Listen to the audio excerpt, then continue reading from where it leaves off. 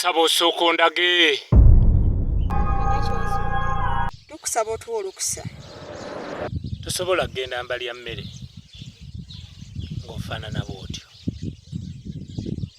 Olina okusooka okukyusa enfaanana yo olyoke obayingiremu.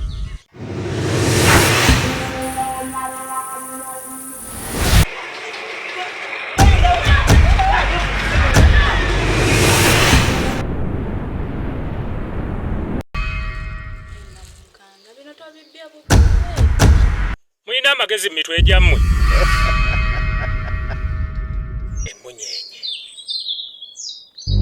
kye twakweka ebyasa n'ebyasa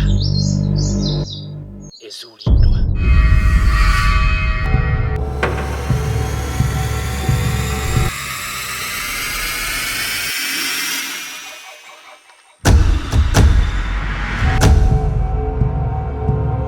Tuzudde abalina kasanduuku k'emmunyeenye we bali.